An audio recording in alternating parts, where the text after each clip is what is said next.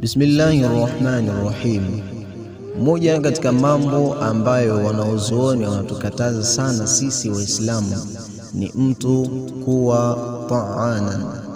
Ta'anan ni mtu ambaye anaingia katika heshima za watu, katika vyeo vya watu kwa kuwakosoa, kuwatukana, kuwasengenya na kuwafedhehesha.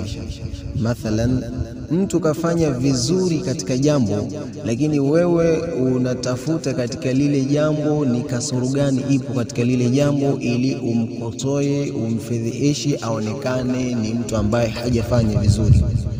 Au mtu kapambana katika maisha yake, kafanya jambo kubwa katika jamii ambalo jambo lile linaonekana ni jambo zuri la kupendeza, lakini wewe unatafuta kasoro gani ipo katika lile jambo, ili umwaibishe, umkosoe na afedheheke na aonekane ni mtu ambaye hajafanya vizuri wala jambo lile si zuri katika jamii.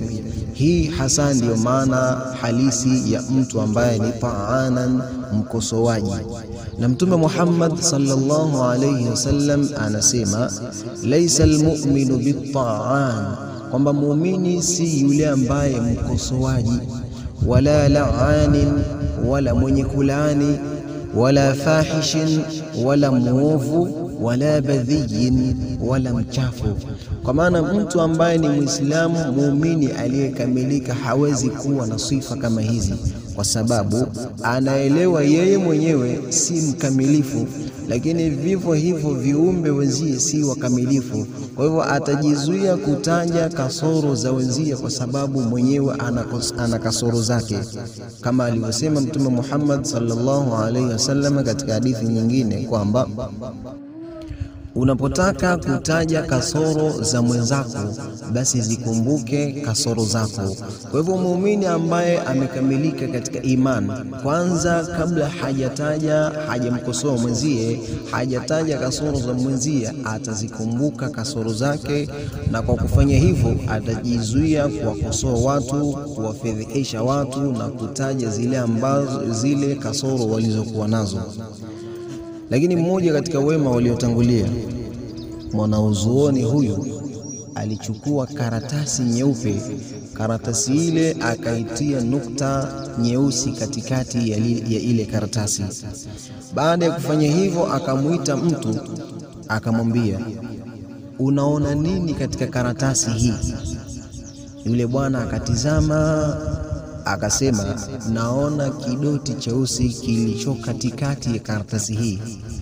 Mwanazuoni yule akataka kumpa funzo mtu yule, akamwambia, hujaona weupe wote wa karatasi hii?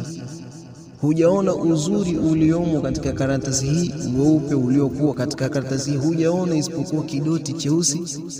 Akamwambia kwamba unapokitizama kiumbe cha Mwenyezi Mungu, iwe mwanadamu au mnyama, tizama mazuri yaliyomo kwa kiumbe kama hicho. Usichukue ama usiangalie kasoro alizokuwa nazo, angalia yale mazuri aliyokuwa nayo, kisha yataje, yaeleze kwa watu wengine, ili usiingie katika hadithi ambayo kaitaja Mtume Muhammad sallallahu alayhi wasallam kwamba muumini si yule ambaye mkosoaji. Hivyo basi mimi na wewe tujikague katika nafsi zetu.